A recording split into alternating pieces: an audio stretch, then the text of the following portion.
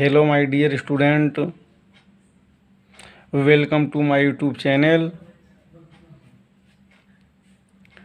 आज आपको हम बताते हैं फिजिक्स में चाल और वेग, जिसको कहते हैं स्पीड एंड वेलोसिटी। तो चाल और वेग के विषय में आज पढ़ेंगे, जिसको इंग्लिश में कहते हैं स्पीड एंड वेलोसिटी। तो सबसे पहले आपको हम बताते हैं चाल, जिसको हम स्पीड कहते हैं। सबसे पहले हम बताते हैं आपको चाल। ये चाल क्या है? किसी वस्तु द्वारा एकांक समयांतराल में चली गई दूरी को वस्तु का चाल कहते हैं। किसी वस्तु द्वारा एकांक समय अंतराल में चली गई दूरी को वस्तु का चाल कहते हैं। इसे भी से प्रदर्शित करते हैं। इसे भी से प्रदर्शित करते हैं। चाल एक अदिश राशि है। अदिश राशि है। तो चाल बराबर होता है दूरी और बटे समांतराल।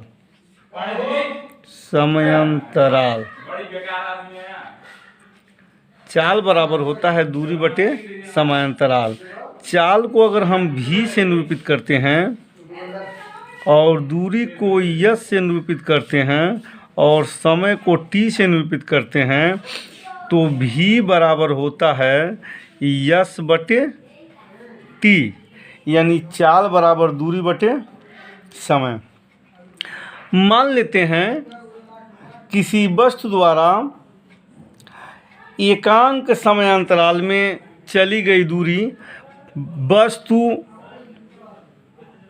S1 दूरी से चलती है और चलने के बाद S2 दूरी तक पहुंच जाती है तथा T1 समय में चलना स्टार्ट करती है और T2 समय तक चलती है। तो वस्तु की चाल भी बराबर क्या होगा? तो भी बराबर होगा S2 माइनस S1 बटे T2 माइनस T1, अर्थात डेल्टा यस बटे डेल्टा टी। तो डेल्टा यस का मतलब ये हुआ कि दो दूरियों के बीच का अंतर, यानी यह प्रारंभिक बिंदु और अंतिम बिंदु के बीच की दूरी। अगर इसको S1 और इसको S2 से निरूपित करते हैं तो प्रारंभिक और अंतिम दूरी, अंतिम बिंदु के बीच की दूरी को हम डेल्टा एस से निरूपित करते हैं और यहाँ पे समयांतराल को डेल्टा टी से निरूपित करते हैं। अब आइए हम आपको बताते हैं चाल का मात्रक। चाल के मात्रक में हम आपको बताते हैं चाल के मात्रक। चाल का मात्रक। अब चाल का मात्रक क्या है? दूरी का मात्रक होता है मीटर। जैसे भी बराबर हो गया यस बटे टी, तो दूरी का मात्रक मीटर और समय का मात्रक सेकंड। इस प्रकार मीटर प्रति सेकंड, इसको यम बाई यस या यम यस पर -1 भी लिखते हैं। तो इस प्रकार चाल का मात्रक हो जाता है मीटर प्रति सेकंड। यदि किसी वस्तु की चाल निकालना है और चाल निकालने के बाद यदि हम मात्रक का प्रयोग नहीं करते हैं तो समझिए उसमें से आधा नंबर कट जाएगा। इसलिए भौतिक राशियों में अगर जिस भौतिक राशि का मान निकाल रहे हैं उस भौतिक राशि का मात्रक लिखना बहुत ज़रूरी होता है। अब चाल के कुछ प्रकार होते हैं। काइंड ऑफ स्पीच, चाल के प्रकार होते हैं। तो आइए चाल के प्रकार की तरफ चलते हैं। तो पहला है, एक चीज़ का ध्यान रखेंगे, जैसे चाल का यम के यश पद्धति में मात्रक मीटर प्रति सेकंड होता है, लेकिन चाल के अन्य मात्रक भी होते हैं, किमी प्रति घंटा, सेमी प्रति सेकंड इत्यादि भी होते हैं। जैसे जो तेज़ चलने वाली गाड़ियां होती हैं, तेज़ चलने वाले वाहन होते हैं, उसका माप हम किमी प्रति घंटा में करते हैं। जैसे रेलगाड़ी की चाल मापना है, एरोप्लेन की चाल मापना है, बताना है, तो इसको हम किमी प्रति घंटा में ही मापते हैं। अब आइए आते हैं हम चाल के प्रकार की तरफ। चाल के प्रकार, तो चाल के निम्न प्रकार होते हैं। पहला है आपका एक समान चाल, एक समान चाल। चाल के प्रकार, तो पहला है एक समान चाल। अब एक समान चाल क्या है? यदि कोई गतिमान वस्तु समान समयांतराल में समान दूरी तय करती है, तो इस प्रकार के चाल को एक समान चाल कहते हैं। समान समयांतराल, समान समयांतराल में वह समान दूरी तय करती है, तो इस प्रकार के चाल को एक समान चाल कहते हैं। दूसरा है असमान चाल, असमान चाल। तो असमान चाल क्या है आपका? यदि कोई गतिमान वस्तु समान समयांतराल में भिन्न भिन्न दूरी तय करती है, यानी उसकी दूरी घटती बढ़ती रहती है, समान समयांतराल में भिन्न भिन्न दूरी तय करती है, तो इस प्रकार के चाल को असमान चाल या परिवर्ती चाल कहते हैं। मतलब समान समयांतराल में समान समय में, मान लीजिए कोई वस्तु 4 मिनट में 5 किलोमीटर की दूरी तय करती है, और अगले 4 मिनट में वह 6 किलोमीटर की दूरी तय कर लेती है, तो उसकी चाल असमान होगी, यानी भिन्न भिन्न होगी, परिवर्ती चाल होगी। इसके बाद आता है आपका तीसरे नंबर पर औसत चाल। औसत चाल। अभी औसत चाल क्या होता है? औसत चाल किसी गतिमान वस्तु द्वारा तय की गई कुल दूरी और लिए गए कुल समय के अनुपात को हम औसत चाल कहते हैं। फिर सुन लेंगे, किसी गतिमान वस्तु द्वारा तय की गई कुल दूरी और उसके द्वारा लिए गए कुल समय के अनुपात को औसत चाल कहते हैं। यानी औसत चाल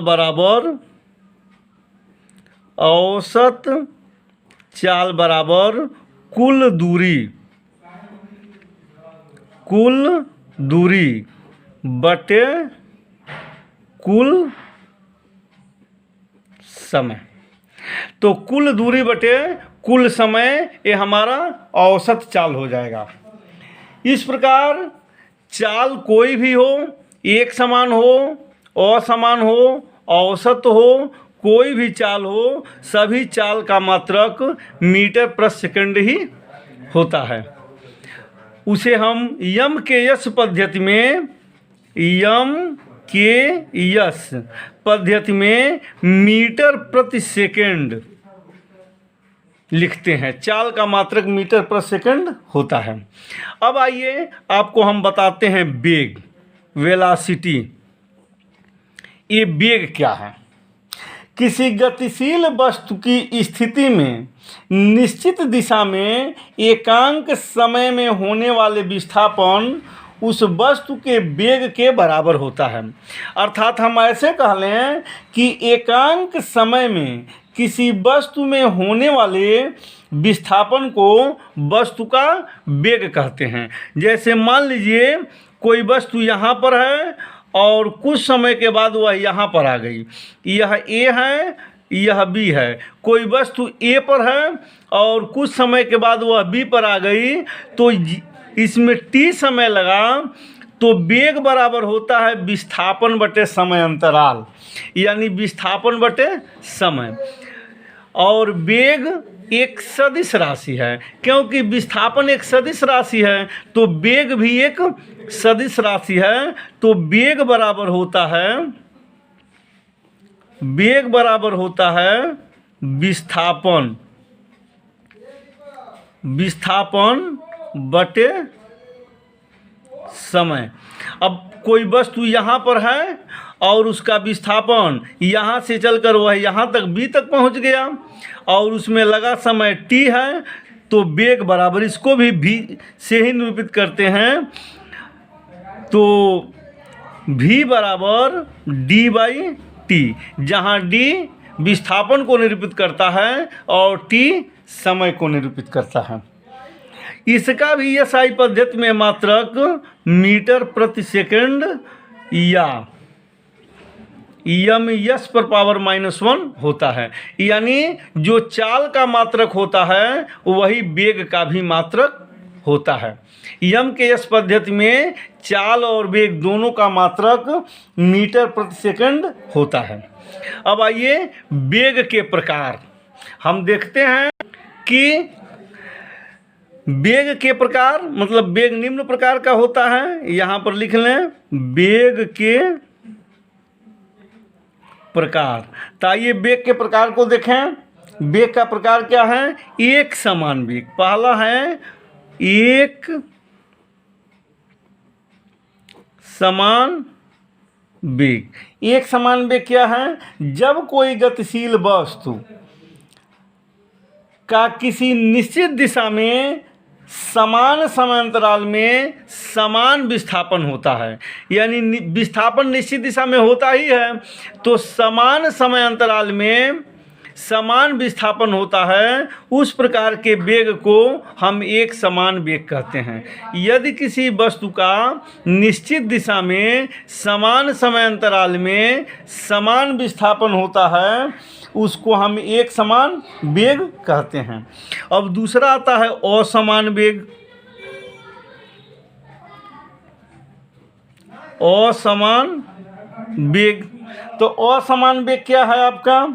यदि किसी गतिशील वस्तु द्वारा किसी समय में तय किए गए विस्थापन तथा इसमें व्यय कुल समय का, यदि किसी गतिशील वस्तु में किसी निश्चित दिशा में समान समय अंतराल में असमान विस्थापन होता है, यानी समान समय अंतराल में असमान विस्थापन होता है, उस प्रकार के वेग को हम असमान वेग कहते हैं।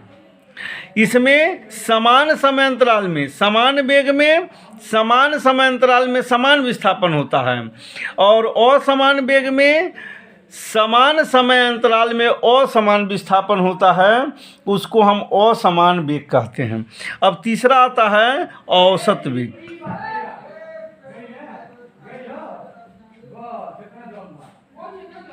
औसत वेग, तो औसत वेग किसी गतिशील वस्तु द्वारा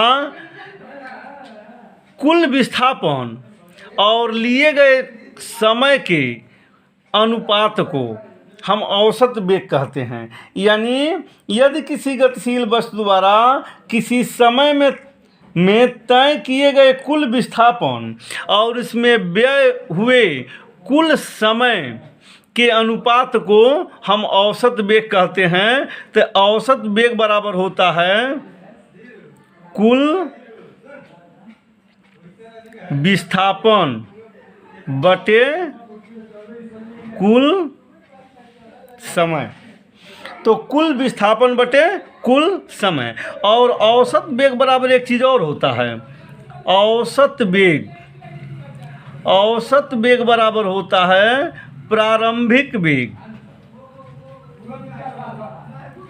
प्रारंभिक वेग धन अंतिम वेग। अंतिम वेग और बटे 2, ये भी होता है। औसत वेग बराबर प्रारंभिक वेग बटे प्रारंभिक वेग और प्लस अंतिम वेग बटे 2, ये आपका औसत वेग होता है। और औसत वेग बराबर होता है कुल विस्थापन बटे कुल समय, ये दोनों सूत्र सही है। इसके बाद आता है सापेक्ष एवं निरपेक्ष वेग। तो सापेक्ष वेग क्या होता है आप जानिए, ये सापेक्ष क्या होता है।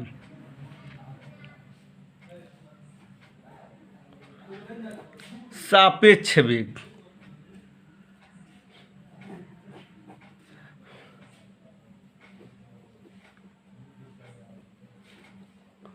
सापेक्ष वेग क्या होता है आपका,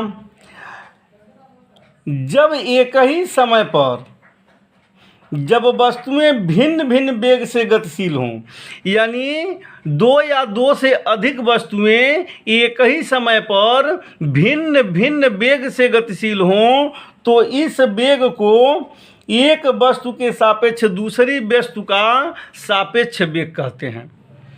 और निरपेक्ष